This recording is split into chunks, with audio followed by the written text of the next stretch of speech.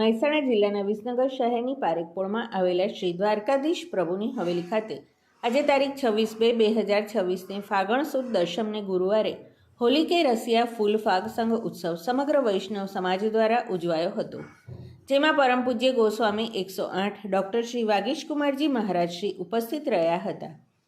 આજના મંગલ દિવસે ખાસ શ્રી દ્વારકાધીશ પ્રભુની હવેલી ખાતે વહેલી સવારથી જ વૈષ્ણવ મંગળા દર્શન અને ત્યારબાદ શૃંગાર દર્શન કરવા માટે આવ્યા હતા।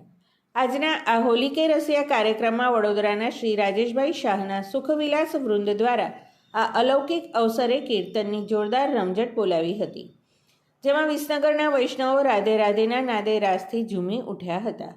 આજના કાર્યક્રમનું સફળ સંચાલન શ્રી નિકેતુભાઈ મણિયાર દ્વારા કરવામાં આવ્યું હતું, જેમાં પરમ પૂજ્ય ગોસ્વામી વાગેશકુમારજી મહારાજશ્રીએ સૌને ફૂલફાગ ઉત્સવનો લાભ આપ્યો હતો, જેનાથી સૌ વૈષ્ણવો ધન્ય ધન્ય બની ગયા હતા।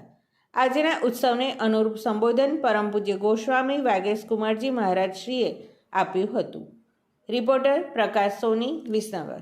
એટલી ગંદી થઈ ચૂકી કે પ્રભુ સુધી પહોંચવા માટે આપણે સક્ષમ નથી।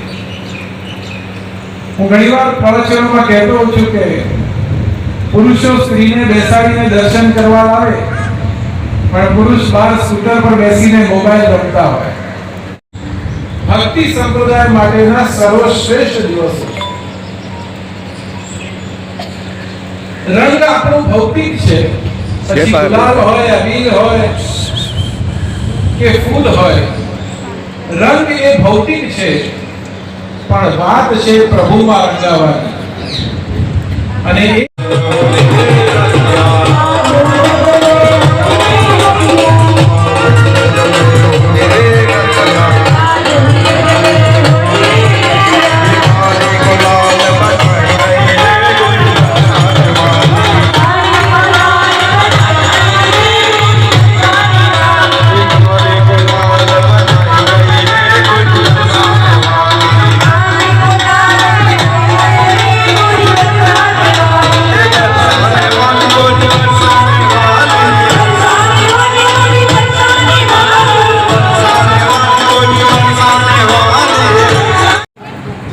पधारे छे तो होली के रसिया संघ फूल फाग उत्सव में पधारे पूज्यपाद गोस्वामी 108 डॉक्टर वागेशकुमार महाराजश्रीना युगल चरणों में दंडवत।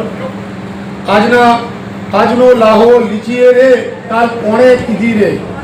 જે આપ શ્રીને વિસનગર સમગ્ર વિસનગર વતી આપને વિનંતી કરવાથી આપ આજના સુંદર રસિયાના કાર્યક્રમમાં આપ પધાર્યા છો। વિસનગરની જનતા અને વૈષ્ણવોને ખૂબ આનંદનો લાભ આપ્યો છે। અને હવે બસ વધારે નહીં બોલતા હું ઉપસ્થિત સર્વે વૈષ્ણવજી, અચાનક વિસનગરનો કાર્યક્રમ બન્યો અને ખૂબ જ આનંદની અનુભૂતિ થઈ। આજે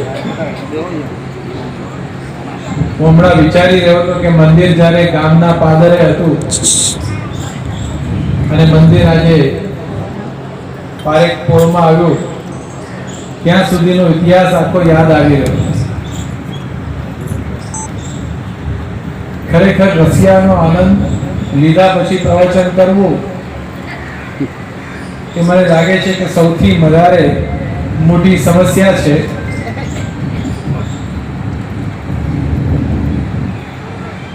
પ્રવચનનું એક મર્યાદા છે કે ક્યારે બોલવું, કેટલું બોલવું, કેવું બોલવું અને ક્યાં બોલવું।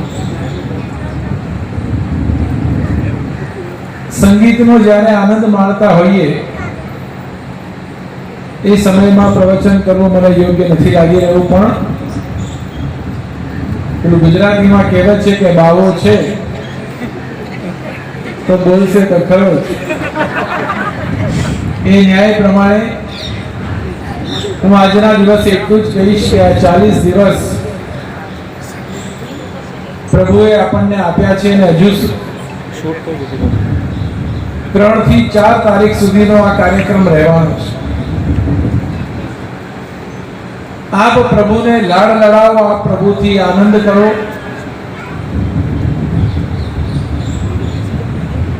એક બહુ જ સુંદર રસિયા છે, कीर्तन है असल में तो के औरनो सो खेले धमाल મોસુ મુખહુ ન બોલે. ગોપી પ્રભુને વિનંતી કરે છે કે લોકો જોડે તો તમે ધમાર રમો છો અને મારી જોડે બોલવાની પણ તમને તૈયારી નથી. બ્રજ ભાષામાં આને કહેવાય ઉલ્હેના. ઉલ્હેનાનો મતલબ છે ટોન્ટ.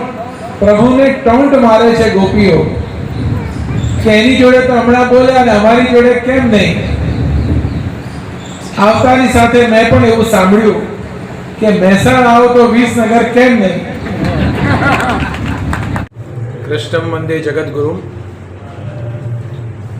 ઉપસ્થિત સર્વે વૈષ્ણવજન અને વિસનગરના તમામ ભાવુકજનો, આજે વિશેષ રૂપે વિસનગર દ્વારકાધીશ મંદિરના આંગણે અભૂતપૂર્વ રસિયાનું આયોજન ગોઠવવામાં આવ્યું.